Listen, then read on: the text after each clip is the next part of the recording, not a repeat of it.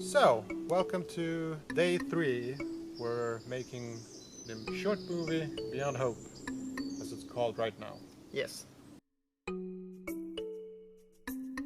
Well, Marcus and me, we wanted to make a movie.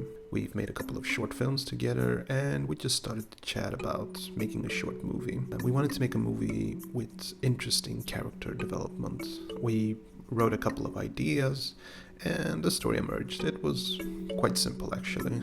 So I started to write a script and it was about Toby, a Swedish young guy taking photos in a forest, and a Polish robber, and how they face each other and both change completely from the experience. We wanted to make the robber go from like a Darth Vader persona to a person questioning himself, and we wanted Toby to develop from being scared to embracing the situation and emerging as a stronger person. The reason we made the characters non-American, non-English, because we live in Sweden, and to make them sound convincing as if they were living in the US would make it unbelievable. So it really worked out for the best.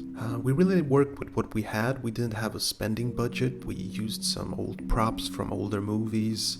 We used fake rings, fake guns, fake pump rifle, our own clothes.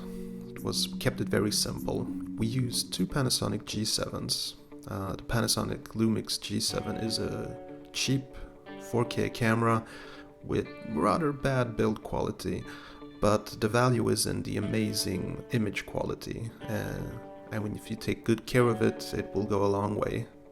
We use 2 lenses. 90% of the shots we used the Canon 50mm f1.8 to get that rich and creamy bokeh effect in the background. But to use it on a Micro Four Thirds camera, we used an adapter. We loved using this lens because we got some really amazing shots with it. But it was a difficult lens to use because we had to do everything manually. We had to manually adjust the focus, which meant a lot of shots we had to throw away because the focus was off. And we used a 14 to 140 Lumix lens for wider shots. We used an ND filter and a CPL filter to get the best colors. These weren't very expensive, very cheap stuff, but it worked. For audio we used the Zoom H1, which really made a lot of difference. It made the film sound professional, in our humble opinion anyway. And most importantly, we had good audio this time. We used a very cheap lav mic for all dialogue, which picked up great voice audio but also picked up some hissing in some scenes. All the audio was synced later in post-production.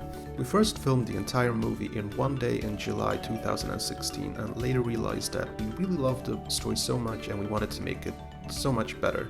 Really focus on every shot. So we basically reshot the entire movie. Only this time we did a scene or 2 per day, and we shot it in about 3 or 4 weekends. I think it was about 6 days spread out in August 2016. We filmed in Åstorp Forest and Skäralid. Great locations, except Åstorp, which was filled with ticks. Every day we got home we had to remove a couple of them, but we get used to it. And Skäralid is this beautiful national park which we shot most of the B-roll. Fun fact, the first version of the film is about 40 minutes long, and we cut away a lot to make the tempo more interesting, which was hard to do because we cut away some of our favorite scenes, our favorite dialogues, but removing those shots really did help to make the movie better. For music we used Fruit Loops and GarageBand to make some ambient sounds, and we wanted to keep a rather organic sound, nothing too synthesized, worked pretty good. For sound effects we used some of the built-in sound effects in Final Cut Pro, and we borrowed some sound effects from Sound Bible, which is a great resource. I'll keep the link in the description. Okay, so we love our movie and we're really proud of it.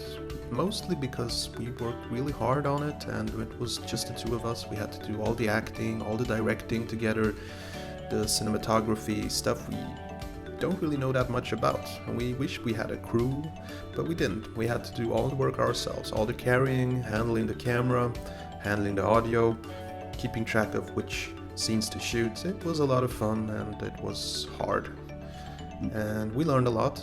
For instance, how important good audio is. So our best tip and advice to you, if you're trying to make a movie, is to get something like the Zoom H1 to record audio. It will definitely beat the best microphones, the best boom poles, lav mics. You don't have to worry about getting a camera with audio input. Just record the audio separately and later in post sync the audio. Okay, so that was it for this little video. Thank you for listening, and we truly hope that you enjoy our movie. We hope that we have inspired you to make your own movie. It was a good production value piece with the... Oh, that's interesting. It's raining. Oh, damn it. Production value. We shoot everything. Again. Damn it. Not again.